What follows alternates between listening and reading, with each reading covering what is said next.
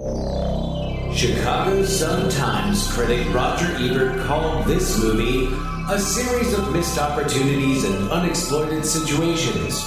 A movie that wants to have genuine nastiness at its heart, but never quite works up the energy or the nerve to be truly heartless. Variety thought it was very clever and engaging from beginning to end. And Rita Kempley of the Washington Post suggested just throw the whole thing in front of a subway and hope it gets dragged a couple of miles. On this episode of Ruined Childhoods, we decide the fate of Throw Mama from the Train.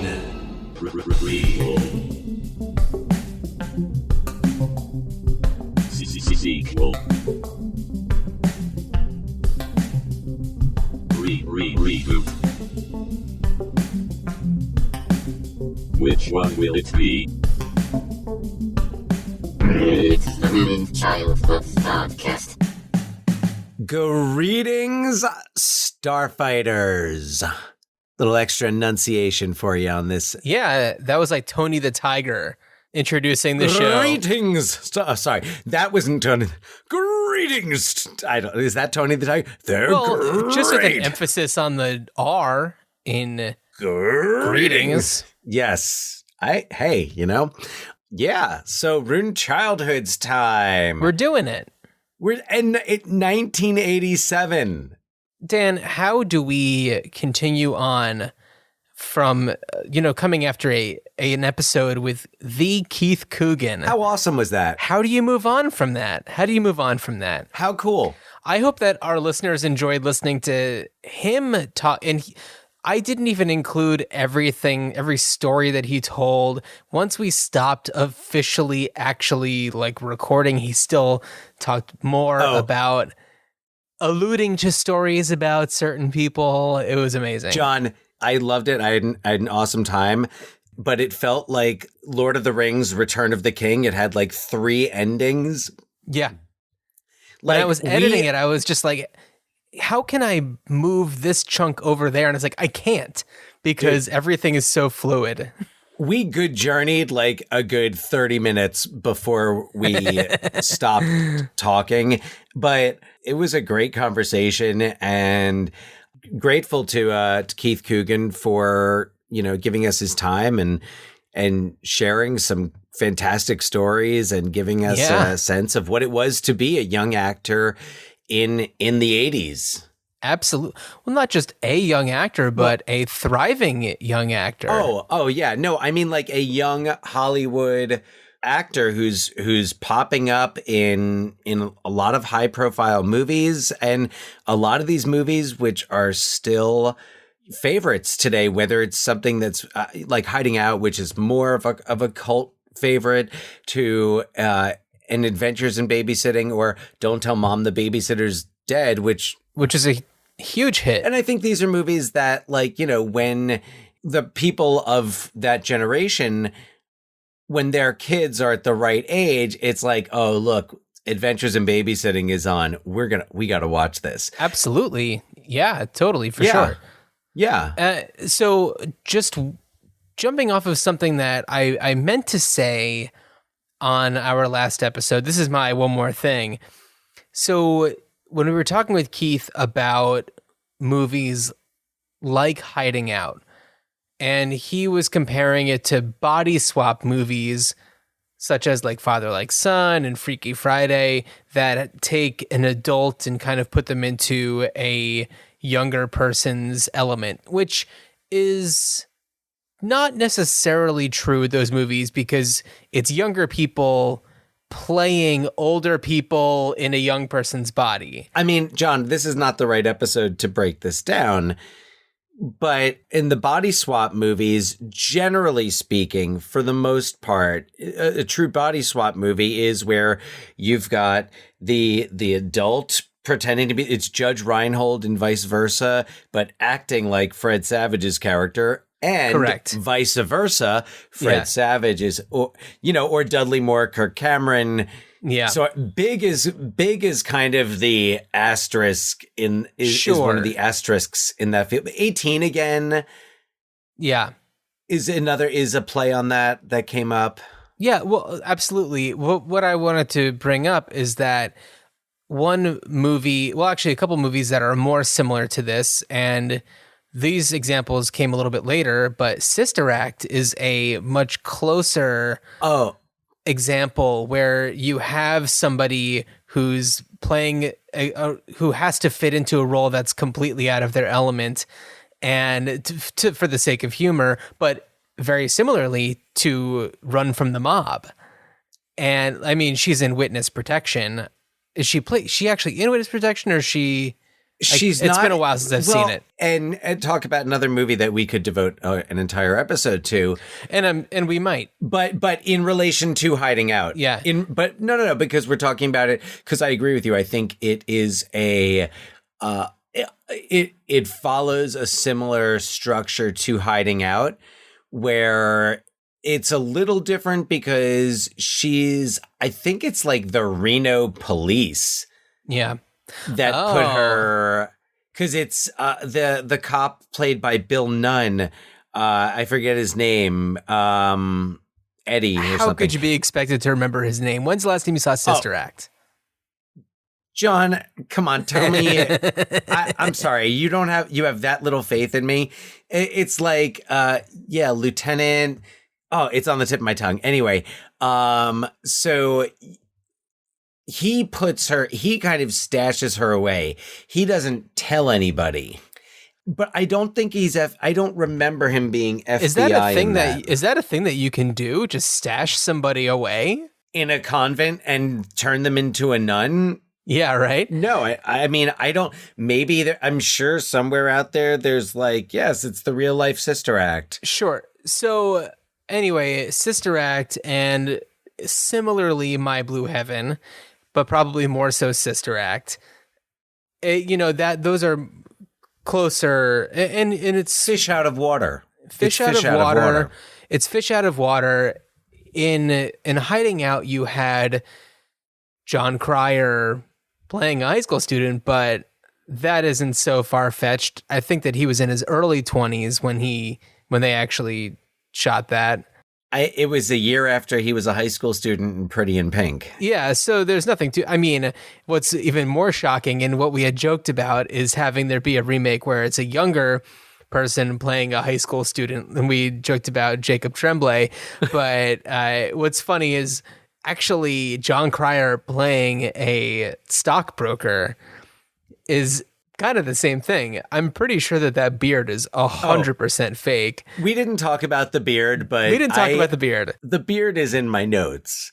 Had we been interviewing John Cryer, I would have asked about the beard. What? Yeah, right. He's like, didn't you guys read my biography? I said 1987. No, thank you. Yeah. But what's so funny is that I'm sure that in 1987 and in like VHS releases and things like that, you couldn't see the detail of like the latex peeling away from his face. But in high def, you can definitely see the detail of that fake ass beard.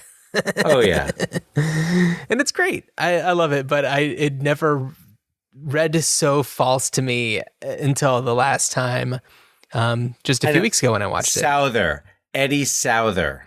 Eddie? Didn't you say Eddie or Ed? I said Eddie. Yes, I knew it was Eddie. That it was the last name that I was having trouble with. So there, I just had to. There you go. Sister Act is so good. Sister Act is very good. It features our Uncle Dennis in a background acting role. It's a fish out of water there. Jewish man in a church. I don't know. Oh, well, I think that in the shots Not that he really, was in, not so it was much. pretty much just a warm body. Yeah. You could also see Uncle Dennis in What Dreams May Come. Yes, you certainly can. He had some, I don't think we'll be covering that one. Yeah. We're not going to do What Dreams May Come. No, we won't. But I do remember when I saw it, and I do remember some of his stories about that. Now's the time. We're never going to talk about it again. Oh, it was the Lowe's multiplex on Route 1 in fall of 1998. And I was with my girlfriend at the time, and we saw... I think that was the day we we saw What Dreams May Come and Pleasantville, I think, in the same afternoon. And we just kind of jumped from one theater to the other. Like, Oh, you when theater hopped. we theater hopped, yeah. Because I also remember she and I went to see Apt Pupil at that theater. Apt Pupil. I forgot about Apt Pupil. Yeah, Apt Pupils. Good movie. It's really good. Very good. A great Ian Pretty McKellen intense. performance. Brad Ian Renfro. McKellen kills Yeah. it. Well, yeah. Past tense. Yeah. Apt Pupil. Yeah. Yeah. So, Dan, did you have one more things about Hiding Out or our conversation with Keith Coogan? No, not that come to mind, other than it's unfortunate that Hiding Out is no longer streaming on Prime. I know. Where, like, we did our episode and they were like, okay, that's enough. Let's make room. Another thing that I wanted to mention is that, he had talked about working with Anthony Rapp on Adventures in Babysitting, and Anthony Rapp being the reason why he came across the script for Hiding Out, which thank you, Anthony Rapp, for making that happen, because he's so great in Hiding Out. And, I was thinking and I was just like imagining Hiding Out with Anthony Rapp. And it's not to think like, oh, it's so hard to imagine that, because it's easy to imagine that, but it would have been so very different.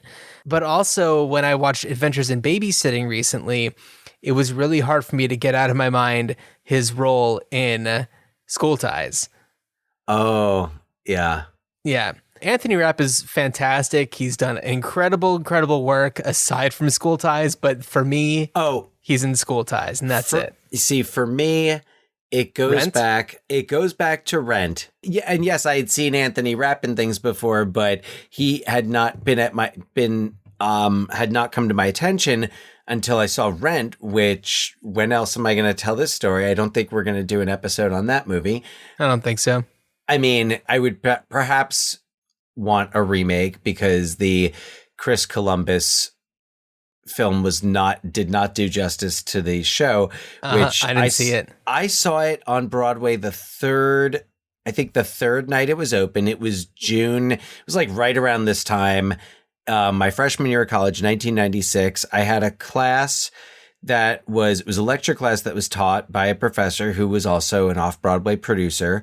And he knew, like, Rent had just been transferring from off-Broadway to Broadway, where it was playing in a tiny theater that hadn't been used for years, the Nederlander, named for silent film star Ned Nederlander. And anyway, I remember that was when they did the lottery. They had the lottery. Oh, okay. That you could get tickets for $20 at that time. It was for $20. And this was right before the Tony Awards. So, like, Rent had had opened on Broadway, and it was just about to, like, get really, really big. And we waited online, I want to say, for 4 hours. It was like me and 2 or 3 other guys from my acting class. And we kind of took turns, like, leaving the line and going and, like, getting stuff. And, we just kind of hung out on this line for 4 hours, which I think a month later, if you wanted to get front row seats, which is what we ended up getting, we got, like, the last 3 front row seats. It was amazing. And we paid $20, but a month later to do that, like, people were camping out. Right. Of course. Once it blew up. So it felt kind of cool to be just right. Sure. Right that's there. Cool. And Anthony Rapp was in that, plays Mark. Yeah. I have an Anthony Rapp connection pseudo-related story, but the year is 2001. And when did Rent come to Broadway? 1996. Okay, so just a few years later, I began going to college at the University of Hartford, where I met my best friend and other podcast collaborator, Louise Gassman. We're recording another episode of I Have a Great Idea, but I'll Never Do It on Tuesday of next week. And we have a new Got It. There was a new Got It. Yeah, which we recorded in February, and I just was like sitting on it for a while. So I saw that come in. I was like, whoa. Hey, that's the thing about Got It, is that you never know when it's going to pop up. You never know when you're going to get it, but once you get it. You never know when you're going to get it. You got it. And it's only a minute and a half long, so there you have it.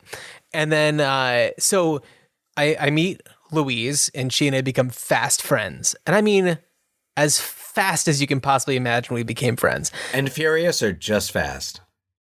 Not furious. furious Never at all. furious. Very fast. And Louise was, she was going to the Hart School at the University of Hartford, which is the theater school. And she was studying musical theater and was extremely into Rent.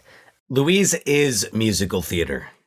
Louise is Like musical Flack theater. Pfizer is ballet. Flack Pfizer is ballet. I knew you were going to say that. musical theater. Louise is musical theater. And Louise, I hope you're listening to this because I love talking about you and our friendship and all this kind of stuff. But that year, Louise wanted to go to Connecticut Pride. We were in school in Connecticut. This is Pride Month that we're releasing this. So this is a very apt story to tell.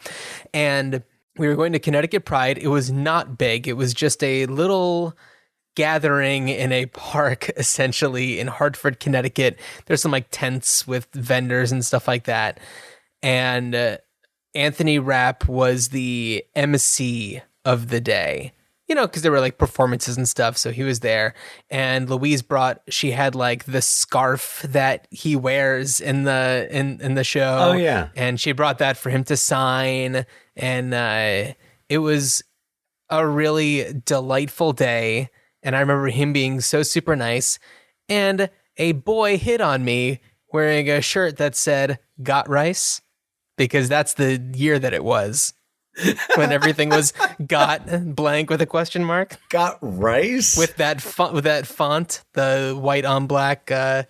You don't need to. Yeah. We all see it.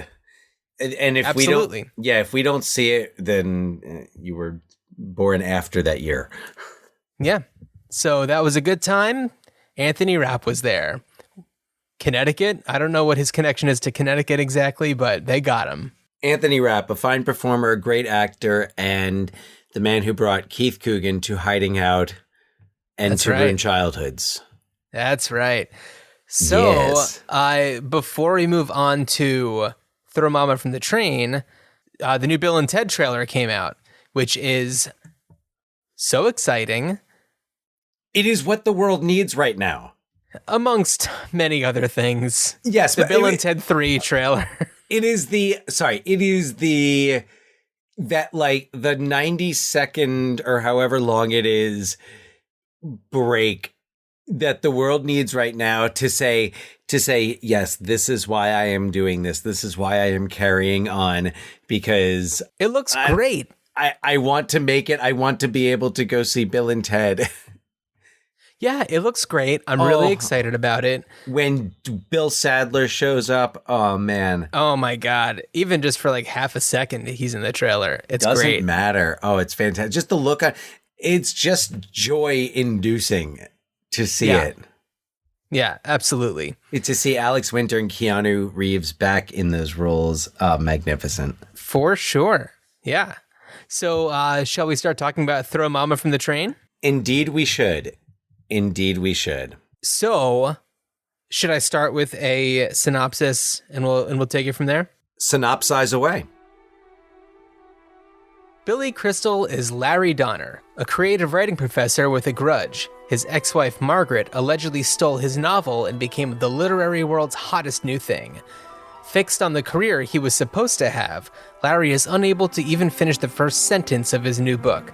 Meanwhile, Owen Lift, one of the students in his class, is anxious to win the approval of Larry and become a good writer, but also has a force in his life that makes his entire existence a great challenge: his mother, played by Academy Award nominee Anne Ramsey. When Owen coerces Larry into some tutoring, the discussion comes up about a perfect murder, where two people who have no real connection perform a murder for one another, akin to the film Strangers on a Train, of which this film is a remake. Assuming that Larry is implying that they actually do this, meaning that he would kill Larry's ex-wife and Larry would kill his mother. Crisscross. Crisscross. Crisscross. Owen goes to Hawaii to track down Margaret and ultimately tosses her off the side of a boat. After he gets back and Margaret is missing, Larry is certain that the cops will think he did it as he has no alibi. The only person he can turn to is Owen, who insists that Larry must fulfill his part of the bargain, the crisscross, and kill his mother. After a few failed attempts, they all board a train to Mexico so Larry can never be found, and he ultimately saves Owen's mother from certain death. They then discover that Margaret actually did not die, meaning that everyone is in the clear. Larry's writer block is lifted, and he rapidly writes a novel about all their experiences together. So essentially, he wrote a book inspired by events that were inspired by a movie that was an adaptation of a Patricia Highsmith novel. Meanwhile, Owen also writes a book about their experiences, except his is a children's pop-up book all about their friendship. And the murder of Margaret from Owen has a big allegedly on it. I didn't say that, but it does have a big allegedly because we find out that she just slipped and fell, but was found shortly after. We are, through the editing, set up to believe that Owen has taken advantage of the opportunity to push her over. And what an opportunity. Yes. Yeah. Yes. Although she is bent over the side of that boat, ready to be pushed. She sure is. I don't remember if the first time I saw it, I thought that Owen pushed her, because this time, having seen it several times, on my latest viewing, I was like, oh, so I think he was about to push her, but I forgot that she was still alive, but I was like, oh, she just falls over, so he's like, okay, and then he tells Larry that he did it because he still needs him to kill his mother. The crisscross. Yeah. The crisscross. Have you seen Strangers on a Train? I have not. Have you? Okay. I just watched it because this Throw Mama from the Train is a remake of Strangers on a Train. Yeah. And I didn't write down a synopsis, but I'll give you the overview. So two guys, strangers, meet on a train. One of them is a kind of a semi-pro, pretty well-known tennis player. And the other is kind of an eccentric, wealthy would-be heir, but his father wants him to kind of make something of himself. And he's got a few screws loose. And he knows quite a bit about the tennis player. His name is Guy. And he knows that he is married to this one woman and seems to find out that he is dating somebody else. And so through this whole thing, it kind of is discovered that, Guy wants to get a divorce from his wife, but is having a hard time doing so. So he's able to marry his girlfriend, who's actually the daughter of a senator. And Bruno, so they have this conversation. He's like, hey, so it kind of sounds like, if I killed your wife and you killed my father, who I hate, no one could ever link us. And it would be great. It's a bit of a crisscross. Like they actually used the phrase crisscross, which is why. Well, they put that into the movie. Right. They put the clip of Strangers on a Train actually in the movie. Which, do you know how? At the Vista Theater, which I used to love to go to in LA. If I may interject, do you know how they got permission? How Orion, pour one out for Orion Pictures. Do tell. Oh, yeah. So, although they are rising from the ashes like a phoenix. Yeah, a resurgence. So, Orion wanted to use these references to Strangers on the Train, and Warner Brothers, who had the rights to Strangers on a Train, wasn't really down with letting them use it. But Orion owned the rights to Arthur, and Warner wanted to make a sequel to Arthur, and so they did a crisscross. They crisscross. Yeah, they had a little trade, and then Arthur 2 on the Rocks kind of shit the bed, and Throw Mama from the Train was the number 13 most successful movie of 1987. Yeah, for sure. And here we are talking about it today. Yeah, on a podcast, which didn't exist then. And if we weren't talking about that, we wouldn't even be talking about Arthur 2 on the Rocks. Probably not. No, probably not. So we might do an Arthur episode sometime. We could do. They did a remake of it, but they did do a remake of it. Yes, it happened. It did. Right. So, Strangers on a Train. I won't go into the whole thing, but is very, very similar, except this time the murder was very real and it very much happened. And watching Strangers on a Train, and this happens when I watch certain Hitchcock movies, there's a reason why Hitchcock is regarded as such an amazing director. Because even like in some of the early stuff, you watch some of the shots that he has and you're just like, wow, this feels like a much older movie until something like this happens. It's incredible. Yeah, I feel that way. There's some Hitchcock that I love, some that I don't. But when I watch things like Vertigo, North by Northwest, amazing. Yeah, those are kind of the two that pop out for me. So I guess it's interesting because you can't really remake Hitchcock unless you can do something like this with it and turn it into a dark comedy. Well, what's so funny is that it's a remake where they reference the source material. Well, I guess the source material, which is an adaptation, but yeah, I mean, they directly reference the thing that they are remaking. And I don't think that at the time it was advertised really as a remake of Strangers on a Train. It kind of stands on its own. I mean, I don't know. I don't think it was necessarily marketed that way, but I remember pretty early on, and I was 10 when this came out in December 87. I didn't see it in the theater. Sure, I rented it from Blockbuster as soon as it was available. I seem to remember there being a mention that it was inspired by Strangers on a Train or based on Strangers on a Train, or that it was like a type of remake, like a loose remake. Yeah. Well, I mean, the way that we define remake now, this really falls under that category. Oh, I agree. Yeah, very much so. You know, the roles are changed to fit what makes the most sense in that time. It definitely is. It's a really fascinating way to remake a movie. You're retelling the story, but you're pulling out humor in that story, and you're altering the characters so that there's humor, and you've got Billy Crystal, who's at this time, he's a huge stand-up comic. He's been on SNL. He's been, he's popped up in a couple of movies, but this is really he's had The Princess Bride at this point. Yeah, but this is his first real his movie.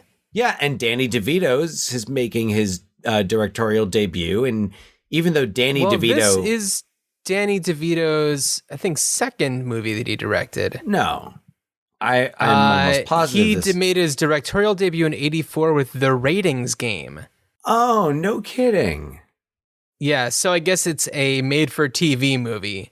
Okay, so this was his theatrical, yeah, directorial, and I think Danny DeVito is actually an underrated director.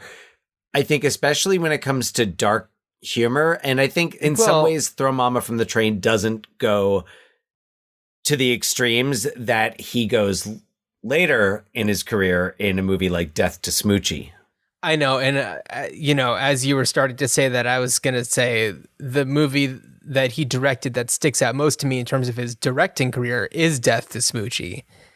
I think that was the first one that I saw where it was like, oh, this is directed by Danny DeVito. I think and I would love to discuss it with Danny DeVito, but it feels to me like with Throw Mama from the Train. Oh, he listens to the show?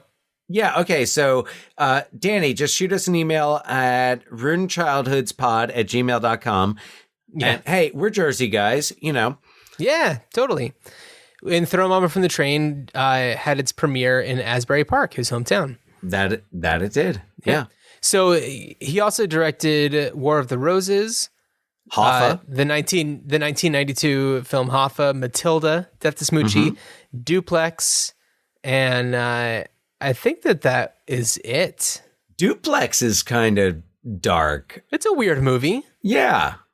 Yeah, with Ben Stiller and Drew Barrymore.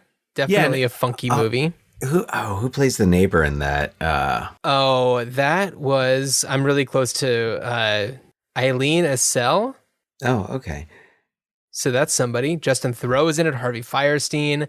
Harvey Fierstein, whose voice recently came out of my TV's speakers. What were we watching with Maggie that he's a voice in? Independence Day? Oh, Mulan. Oh, yes. Yeah, that's right.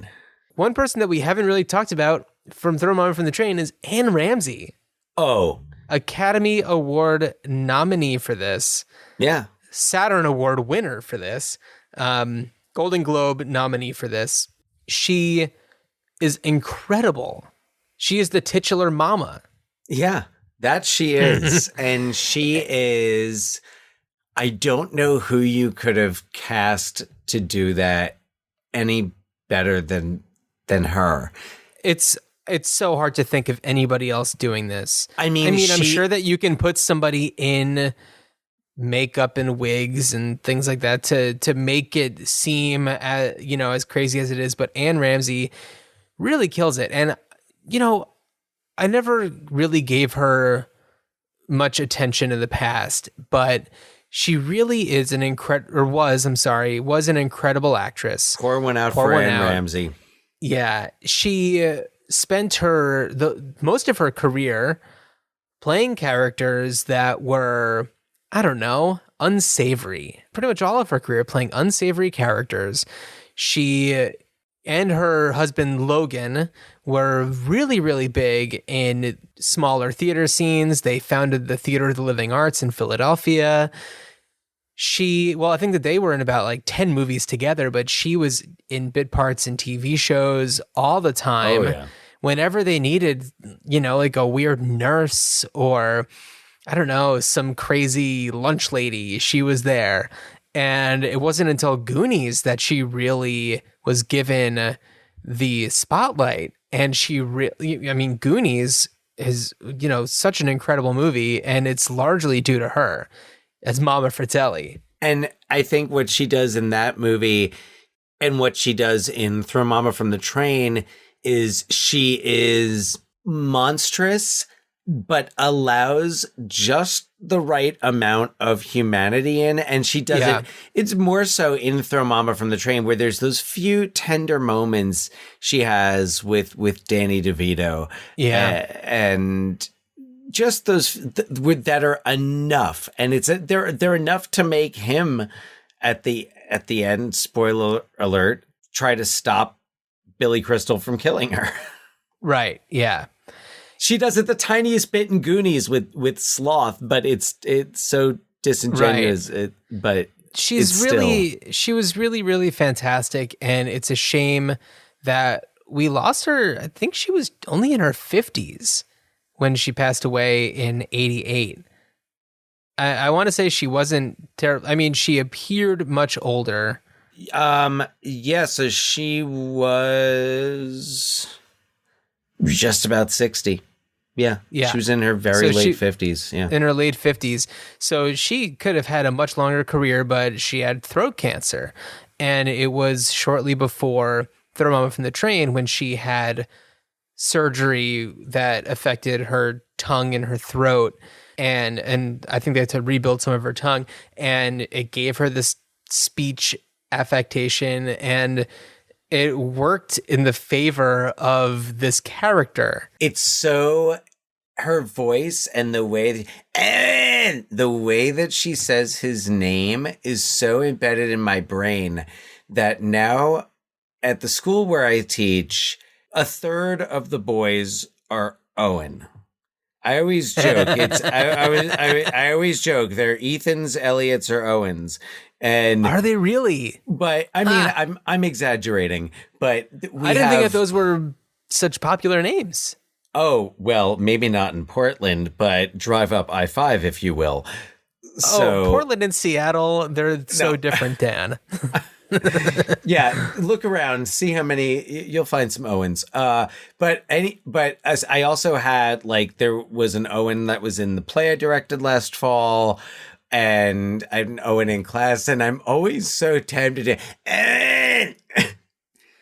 but I'm like, that no one is going to get that. It's not like the kids are like, oh, you're Anne Ramsey. Got it. Is that an Anne Ramsey reference? You said just like Anne Ramsey.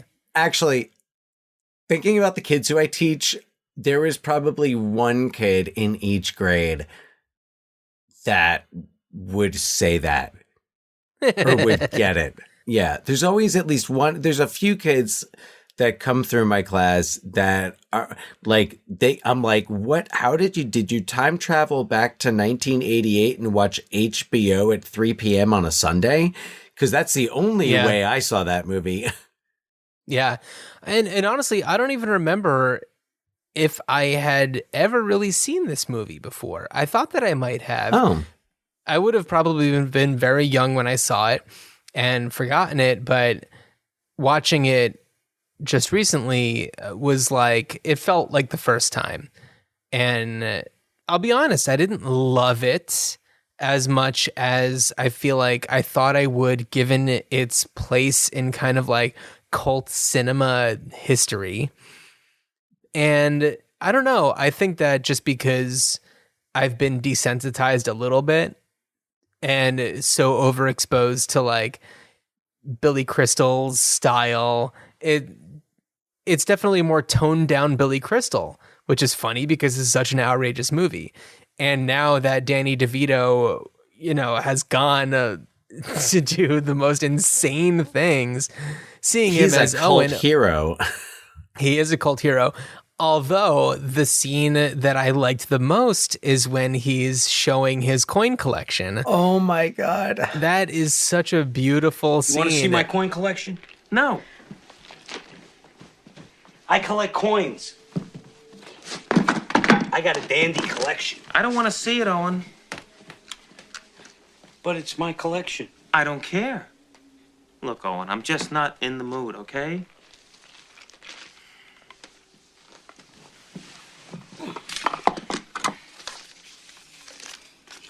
Never showed it to anyone before.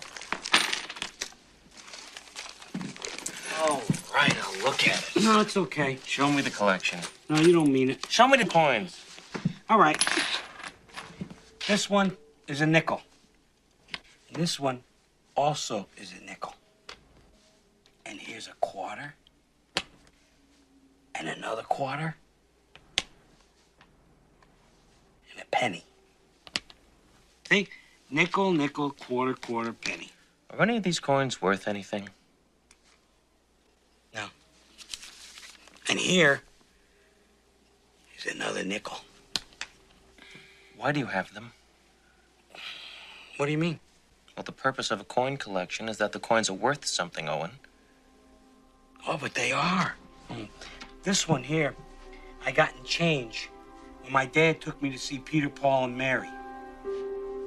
And this one, I got in change when I bought a hot dog at the circus. My daddy let me keep the change. He always let me keep the change.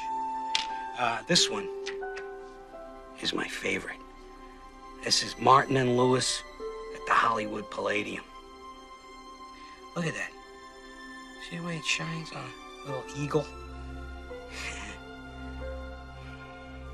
I love my dad a lot. So this whole collection is... Change my daddy let me keep. What was his name? Ned. He used to call me his little Ned. That's why Mama named me Owen. I really miss him. It's a real nice collection, Owen. Thank you, Larry.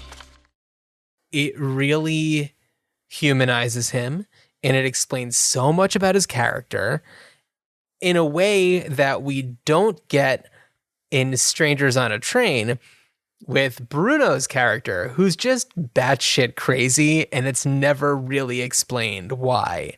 His parents seem fine. They're rich and they're, hoity-toity, but they're not monsters. And in Throw Him from the Train, we really get a much closer look at Owen's, just it explains the way that he is. The the kind of relationship that it reminded me of was in The Waterboy, Bobby Boucher, Bobby and, Boucher. and his mama. Mama said. Kathy Bates. And similarly, I wondered about, as I was watching, because I've seen Throw Mama from the Train, you know, several times over the years. I haven't seen it probably in at least 5 years, but watching it and watching Danny DeVito's performance, I was kind of curious what you thought about. What was he trying to play? Because it seemed like he was almost trying to play some type of, I don't know, mental illness. I don't want to go as far as to say mental illness, but... Well, I would have to assume that it's probably not something that's like a mental illness that he's necessarily born with, but I think that there's definitely trauma and things that have been... you know, for like results of abuse, like emotional abuse. And I'm okay. Here's another thing. I was curious yesterday because I could not for the life of me remember what my college GPA was. And I was so curious that I actually like got my transcript from Temple University, which is where I graduated from. And for me, in 2005, when I graduated from college, I didn't care what my GPA was as long as I graduated from college. It could have been the lowest it could have been as long as I graduated from college. And that's white privilege, just so you know. So I got my transcript. It was a 2.88, by the way, which was a 0.08 more than I thought it was going to be. I got a C- in a psychology class. So take everything I'm saying with a grain of salt. But anyway, that's where I'm going to with my theories about Danny DeVito's character in Throw Mama from the Train. That was a long way of explaining that. Well, I'm curious to know, and I guess this kind of... Are you curious to know what I got in adventure climbing? Because that was an A. You got an A in adventure climbing? It's like how I got an A in detective literature and film, or the American detective in fiction and film. That sounds really cool. Wait, I think I got an A in that, and I think I got an A in Images of Vietnam, which was basically like watching Vietnam movies. Huh. So another reason why I wanted to see, oh, sorry, you're going to say your GPA? I don't remember what it was, but I think mine was lower. I want to say it was like a 2.78 or let's put it this way. Let's put it this way. When it came time to apply to grad school, I did not qualify. Some of them were eliminated quite when it was like must have a minimum undergrad GPA, and I was like, nope, I guess I'm not applying there. Yeah. So, one other reason why I wanted to see my transcript, and unfortunately it didn't give me the answers that I had some questions for, but I wanted to see who some of my professors were, because I specifically remember, and I couldn't remember if she taught the class or if she came back to speak to our class, but a Temple University graduate is Cheryl Dunye, who's a fantastic director who's done, films about the Black experience in America that have been recommended by a lot of people lately. And I remember either because I remember I took a race in film class, and either she spoke to the class or she taught it. I don't remember. I smoked a lot of weed in college, and that's white privilege. So, Throw Mama from the Train. Wait, Dan. Okay. No, I'm sorry. I was because I didn't know where you were. All right. So we're kind of getting into the what are we going to do with this portion? Yeah. And to me, the story that I want to know about might not necessarily make for a good movie or even really anything connected with this, because I don't think it would be that funny. But it would be about Owen's childhood, because I feel like it seems like this trauma that is connected to his father. Yeah. Like, connected to his father, and I don't think we could, I don't remember him saying if his father died, if his father left, what the deal was. I don't think we find out. But it would be interesting to see because, I mean, who knows if Mama was always this way? Because I think about the Water Boy, and Right. we don't know. Did Roberto leave because of Mama? Roberto? Yes, I forgot he Roberto. was That was Roberto. Bobby's father, Roberto. Yes. So I watched I watched the Water Boy a lot in college, and yeah. Well, we'll leave it at that. So I wonder about, and the other character that Owen Lift reminds me of is Marty. Ernest Borgnine, Marty. Marty. Yeah, Marty. Not McFly. Marty from the 1950s, who lives alone with his mother, and his mother's kind of like, when are you gonna do this? And this one's married, and she's not nearly Anne Ramsey, but But that's the story I'm interested in. I want to see what happened to Mr. Lift, Owen's father. What happened that caused this trauma that I think kind of left Owen in this state of arrested development. Yeah. He's very the scene when he sneaks into Margaret Donner's house. I keep wanting to call her Jane. Kate. It's Kate Mulgrew. It's Captain Janeway. I keep wanting to call her Captain Janeway from Star Trek. Right. Yeah, Kate Mulgrew. She's fantastic. But when she's having sex on the couch and Danny DeVito is hiding behind the couch, and isn't he just like eating chips or he's not the very off. He's reading a magazine. He's just reading the magazine.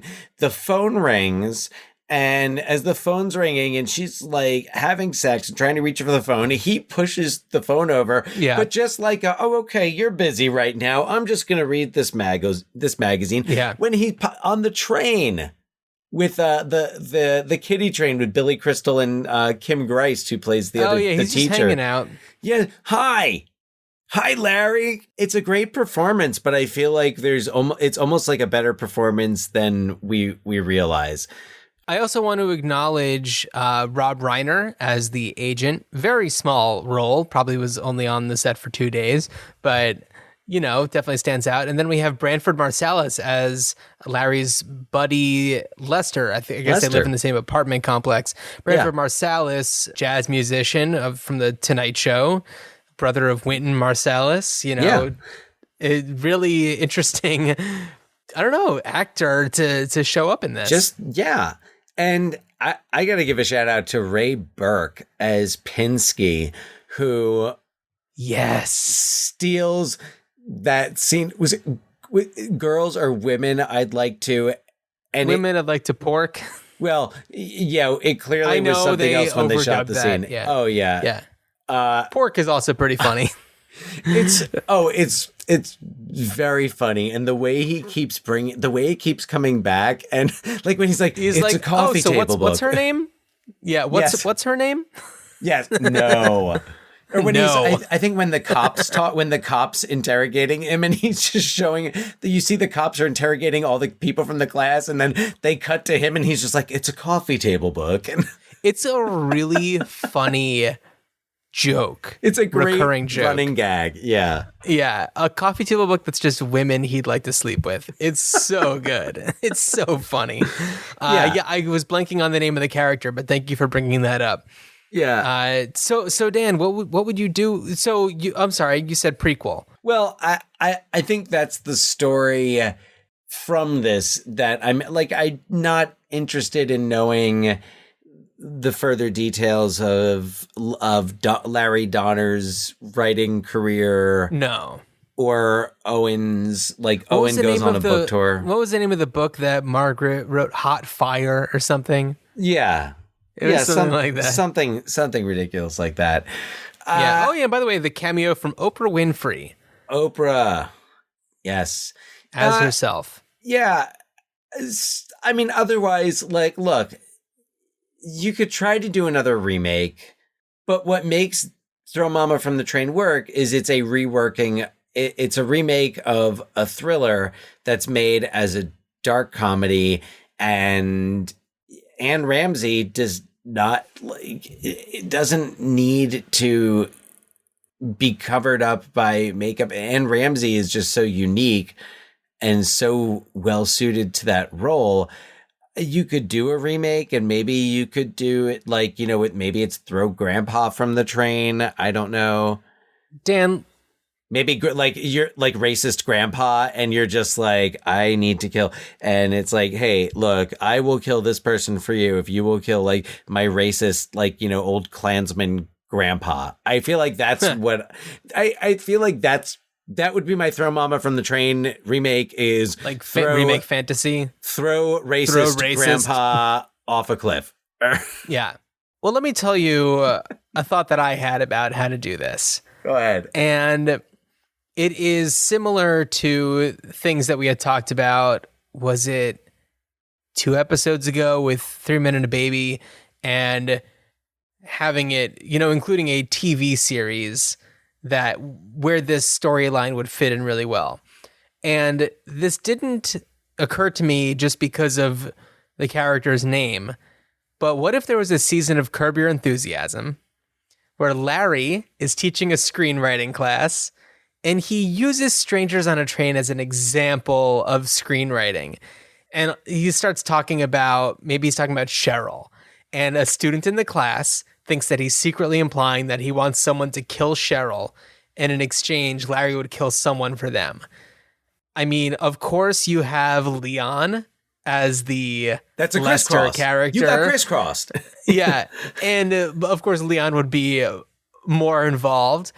And the idea that I had for who would be the person in the class that would want their person dead is Sammy, Susie, and Jeff's daughter.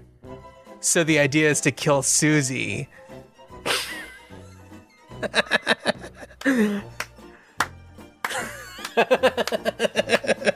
That's how we do this podcast.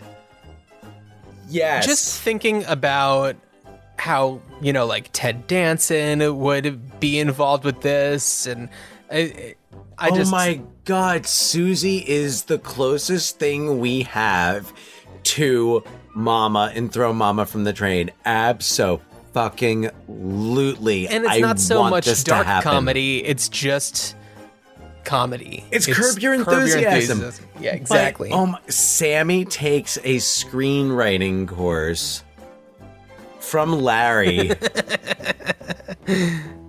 Yeah. Probably because Susie, I bet, what if Susie makes her do it? Does she get... Sure. Yeah, I don't know. Anyway. Well, maybe so Susie excited. is taking, maybe Sammy is taking the class, but the professor, teacher, whatever, is sick and they need to replace him. And Susie and Jeff are just like, Lar, why don't you do it? You could do it. And he's like, huh? Really? Me? And he does it. Yeah, I know. What if her screenwriting teacher what if her screenwriting teacher would have to be like someone that he hates? And you'd have to the first episode of the season, Susie would be like, so you know who Sammy's studying screenwriting with? Albert Brooks. No. Albert Brooks if you could get Albert Brooks to... Yeah, I'm thinking, 'cause, clearly there's plenty of people who Larry feuds with. Oh, yeah, but I'm trying to think of writers. Gary David Goldberg or something like that. I don't know. Who knows? That would be so amazing. I don't know. I just immediately went to that. It felt right. I'm glad that you are enjoying the idea as much as I am. I am crazy about this idea. I so want this to, also because Susie is just she's one of the best characters on television. It's so She's hard. She's so good. Oh, yes. Larry, your fat fucking friend's in the other room waiting for you. The ways that she can go from really, really liking Larry to within an instant hating his guts is so perfect. Susie Essman is incredible. I love her. Has she been nominated for an Emmy for that role? I don't know. Oh man, she's so wonderful. But that would be, yes, that is your throw mama. Please, someone tell Larry David. Oh wait, what if it's Billy Crystal, who's teaching? Yeah, it could be Billy Crystal. The class, or yeah, that would be kind of perfect. Oh wow! You know what? It's been hard for anything to top the episode with the Michael J. Fox. Oh yeah, run. And I feel like a Throw Mama from the Train season of Curb Your Enthusiasm would be in my mind right now. With Curb Your Enthusiasm, it's every season is like where do you go from here type of situation. The Spite Store in the last season, there were a lot of things that I didn't like about the last season, but the Spite Store is hilarious. The Spite Store was great. Yeah, I haven't finished. I've watched most of the season, and I have to say I've enjoyed it. But yeah, where do you go from here? And also, how do you remake Throw Mama from the Train? Yeah, without putting Susan Sarandon in a wig and some glasses. I mean, I could see Susan Sarandon at this point in her life being pretty good as a mama. I mean, I didn't see the movie she did with Melissa McCarthy where she played Melissa McCarthy's grandma, but that was kind of what I was. That was kind of what she played her grandma. I'm pretty sure she played her grandma. Yeah. Huh. Okay. So yeah, I know. So that was kind of what I was thinking. I was like, I guess, who else? Who could you get? Like Bette Midler? Maybe. No, but Susie. Curb Your Enthusiasm. Susie Essman, yeah. Yes. Where else do we go from there? Would the season end with them in the tropics together, or is that strictly an 80s movie trope? I feel like Curb Your Enthusiasm has a tendency to end up in some sort of exotic locale at some point. So I'm saying that because at the end of Throw Mama from the Train, where they end up in Hawaii, and the reggae music comes in, and it was like, it's like every like third 80s movie had to end with the characters thank goodness we're through that. Well, here's what you do is like after this season kind of resolves and it's discovered that like Cheryl's alive and the whole and like Larry saves Susie's life and everything, then there's a moment with like where Billy Crystal comes back, the person who was teaching the writing class, and Larry tells him the whole situation, and he's like, well, now what are you gonna do? And he's like, well, what did you do at the end of Throw Mama from the Train? And he's like, we went to Hawaii, and then they just end up in Hawaii. That's how it ends. Wow. Larry David, I hope you're listening. Well, what's funny is he's not. What's funny is like Strangers from a Train is very meta in the way that it acknowledges its source material, where this season of Curb Your Enthusiasm would be like double meta, where not only does it involve the source material, but also includes the people who were involved in the remake. That's meta, baby. So there you go. Any other thoughts about Throw Mama from the Train? No, I don't love it. It's not this movie that I'm always going to come back to. I think it gives you a sense of where Danny DeVito is going as a director. Sure. Yeah. But I feel like Death to Smoochie, he's all the way there. And Throw Mama from the Train, really what holds it up, the chemistry between Billy Crystal and Danny DeVito, and they're great. I think Billy Crystal really does carry it well as the straight leading man, the straight man. Yeah. And the wonderful performance by Anne Ramsey. So, and it's a short movie, so if you've never seen it before and you have 90 minutes to kill, there's worse ways to spend it.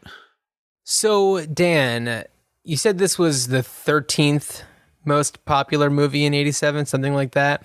Yes. Yeah. Yeah, so I don't know if you have any kind of list handy, but I'm curious to know what other movies were around that same area, because in this month we've been talking about movies from 1987, the most fun movies, some silly movies, because this was a year where there weren't very many super serious movies. Dan, you just gesticulated wildly.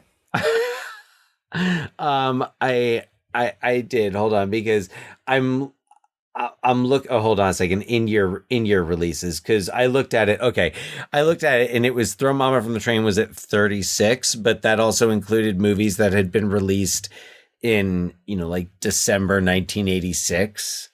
Okay. And it was like Top Gun was probably somewhere on that list, but for in your releases, Throw Mama from the Train comes in at number 13, grossing $57,915,972. Not that anybody's counting. No, other than the internet. So coming in just ahead of it at number 12 is Predator. Okay. Not a very... it's not a super fun movie, but it's wild. Predator? I mean, it's fun in a very different way. It's fun in a very different way. Yeah. Yeah. And fun in another way at 14 is Dragnet, which I watched. Dragnet. I watched part of it recently. Yeah, Dragnet, I feel like, is in the same kind of world as Throw Mama from the Train. It's silly. It's good in scenes. Yeah, it's good in scenes. There are memorable moments, but and it is a remake or adaptation. But ultimately, it's just kind of like, it is what it is. It's fine. Yeah, and you know what it is $4.99 on iTunes. So okay. I was like, you know what? I would put on Dragnet every now and again, especially in the world in which we live. I need, but just goofiness. Just so also on that list, because you wanted to know what else was in that neighborhood. At number 11 is Dirty Dancing. Okay. I mean, 1987, when you look up and down the domestic box office for 1987, you see some movies on there that you would expect to be a lot higher. Take, for example, the movie that I was on a Teams call with some students this afternoon, and a student asked me if I had seen the movie Spaceballs on Netflix. Oh, my God. At which point I reached my arm over and took my Blu-ray from within arm's reach. I'm like, oh, you mean Spaceballs? I'm like, yeah, I've seen it. But Spaceballs is 31. Have you seen Spaceballs on Netflix? Yes, the Netflix production Spaceballs. Good gravy. He's 15. Give him a break. No, I mean, it's bless your dear little heart, child. But I'm glad that people are discovering it. The 1987 box office is like kind of crazy because number 1 is 3 Men and a Baby. Right. Number 2 is Fatal Attraction. Yeah. Which pretty impressive for an R-rated thriller. Yeah. Beverly Hills Cop 2 at number 3. Mm-hmm. Good Morning Vietnam at number 4. Okay. And Moonstruck at number 5. I'm not going to run through the whole top 10. Yeah, so sure. You've got kind of an interesting, but then when you look throughout the list and you look for movies like that have stood the test of time and have kind of remained in the conversation, you've got RoboCop at 16, Full Metal Jacket at 23. RoboCop was 16. Yeah. Wow. Yeah. Best Picture winner, The Last Emperor at 25. Mannequin comes in at 27, just edging out Roxanne, a wonderful movie. But then also up there in the 30s, you've got The Running Man, Spaceballs, Summer School. Those are in the 30s. Well, Summer School doesn't surprise me. At 35, Adventures in Babysitting. Wow. At 38, The Lost Boys. Where does Hiding Out fall in all this? Does it? Oh, it's going to be a while. It'll be a long episode.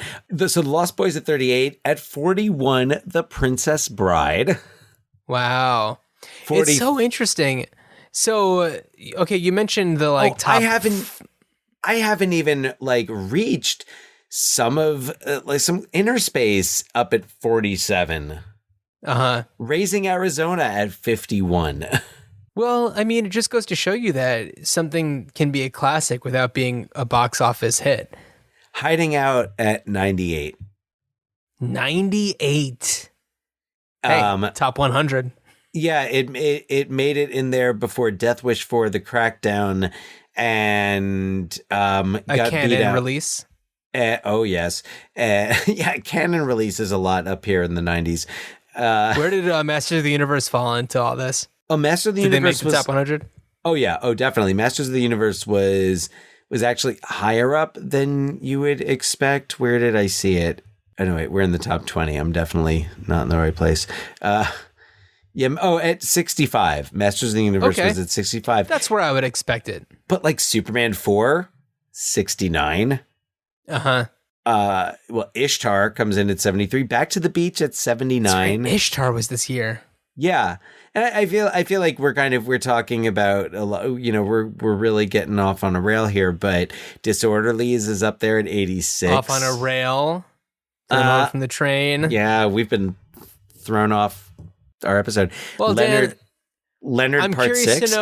I'm curious to know where the movie that we're covering on the next episode falls into all this.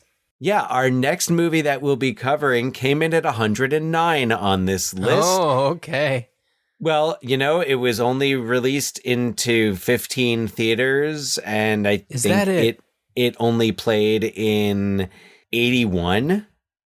Its maximum, it made just over like $5,200,000, and it has become a classic.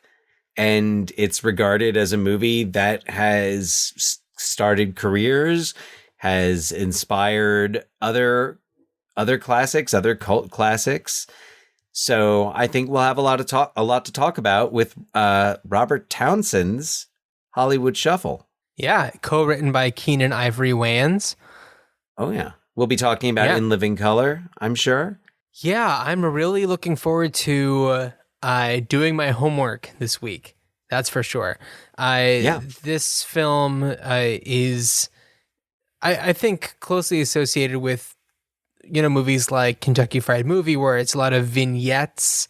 It's you know, a satire, and I've never seen it before. I've heard amazing things about it. I think it has like an 88% on Rotten Tomatoes or something very respectable for a movie that came in 109th that year. Yeah, I mean, I've never seen it, and it's always been somewhere on my radar, and I'm really excited to watch it and talk about it on the next episode. Yeah. On that note, to quote the number 65 movie of 1987, good journey. Good journey.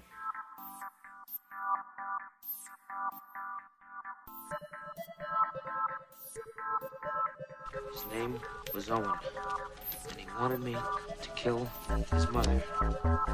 When I asked him why, he said because he didn't like her. When I asked him why me, he said it was my idea.